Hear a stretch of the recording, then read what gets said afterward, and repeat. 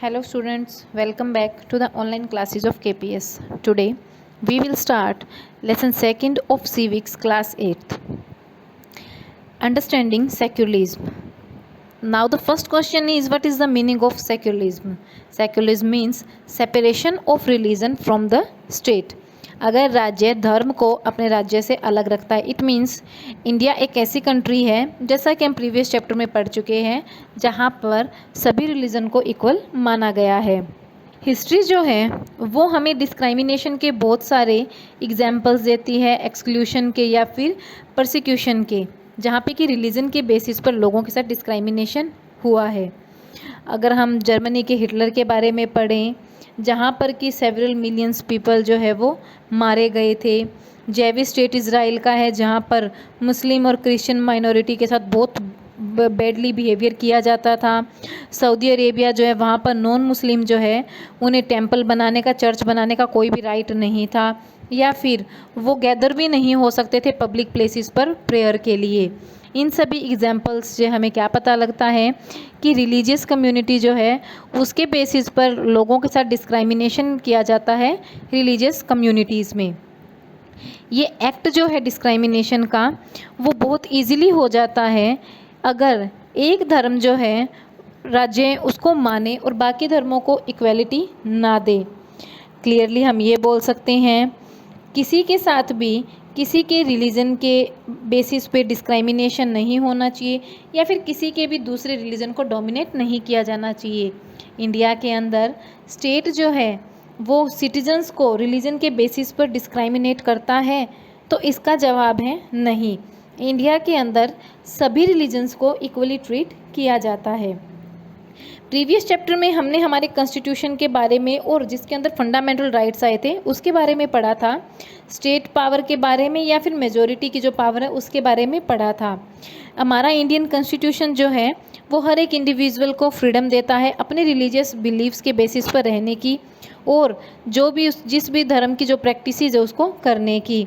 इसी आइडिया के साथ रिलीजियस फ्रीडम जो है वो इंडिया के हर एक सिटीज़न को दी गई है, जिसके अंदर रिलीजन की जो पावर है उसको स्टेट पावर से सेपरेट किया गया है। तो सेक्युलरिज्म का मीनिंग ही क्या है?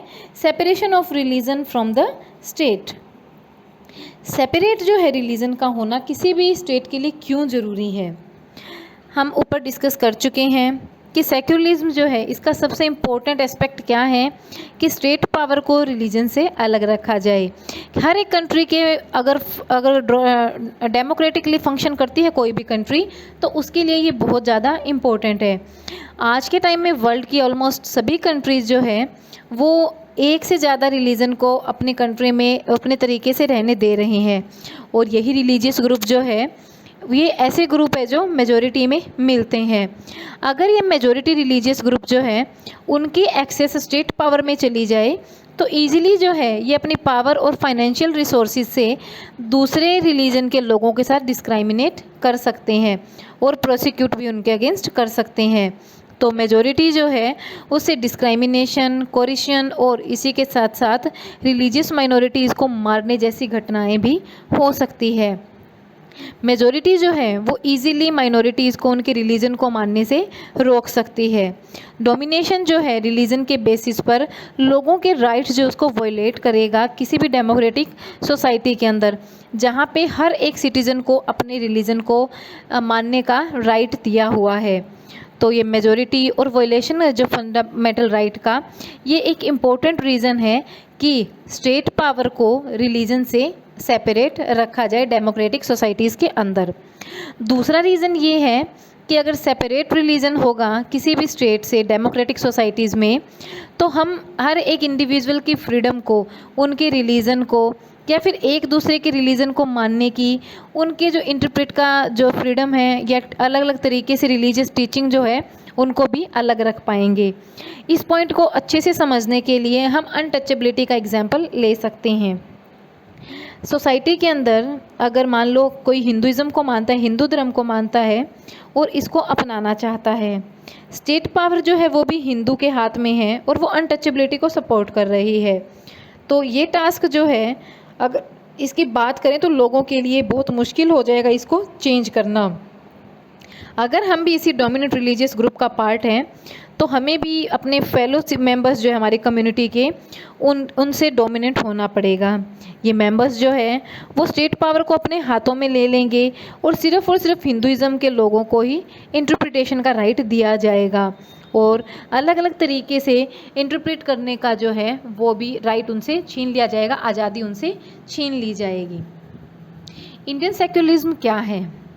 इंडियन कॉन्स्टिट्यूशन जो है वो एक सेक्युलर कॉन्स्टिट्यूशन है। इस कॉन्स्टिट्यूशन के अकॉर्डिंग सेक्युलर स्टेट जो है उसके कुछ ऑब्जेक्टिव होते हैं। फर्स्ट, एक रिलीजियस कम्युनिटी दूसरे को डोमिनेट नहीं कर सकती।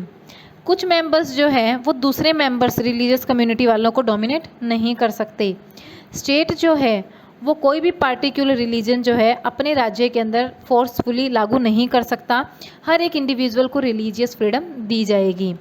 इंडियन स्टेट जो है वो डोमिनेशन को हर तरीके से रोकने की कोशिश करता है। सबसे पहले उन्होंने स्ट्रेटजी क्या अपनाई? It's self distancing. किससे? रिलीजन से। तो इंडिया के अंदर क्या है, सरकार राज्य धर्म से अलग हो गई। इंडियन स्टेट जो है वो किसी भी रिलीजियस ग्रुप या फिर किसी एक रिलीजन के सपोर्ट से नहीं चलाया जाता।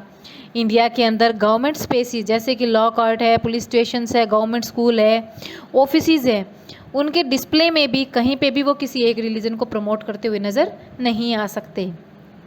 यहाँ पे एक एग्जाम्पल दे रखा है गवर्नमेंट हाई स्कूल का। गवर्नमेंट हाई स्कूल है सीमापुर का। लोग जो है वहाँ के स्टूडेंट जो है वो एक रिलीजियस फेस्टिवल सेलिब्रेट करना चाहते हैं। अब वो कहते हैं कि sir there is a big religious festival next month, और वो कहते हैं कि हम स्कूल के अंदर इसको सेलिब्रेट करना चाहते हैं, क्या हम कर सकते हैं?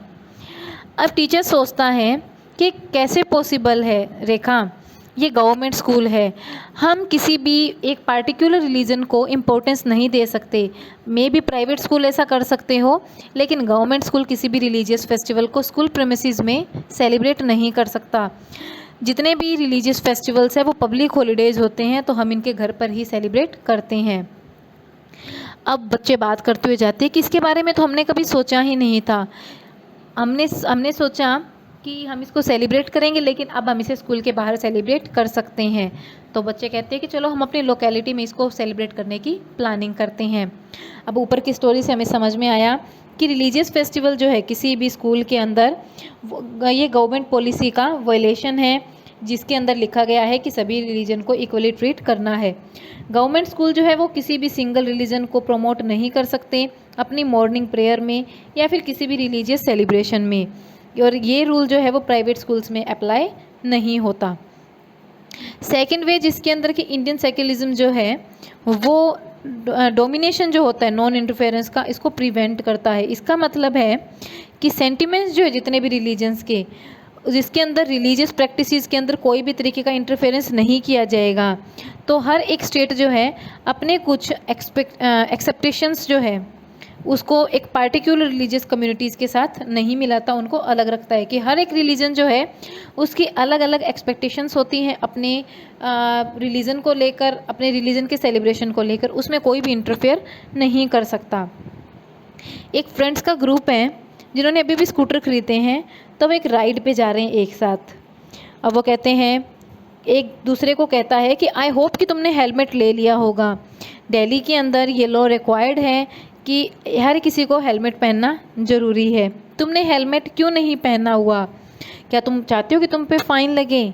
अब वो दूसरा कहता है, don't worry I will not be find, मुझे फ़ाइन नहीं लगाया जाएगा। फिर पहले वाला कहता है कि परमजीत तुम्हें फ़ाइन क्यों नहीं लगाया जाएगा?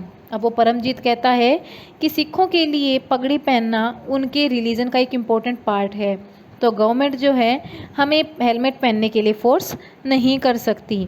तो ऊपर की स्टोरी से हमें समझ में आया कि सिख यूथ जो है वो उन्हें हेलमेट पहनने की ज़रूरत नहीं है, क्योंकि वो लोग सर पे पगड़ी पहनते हैं।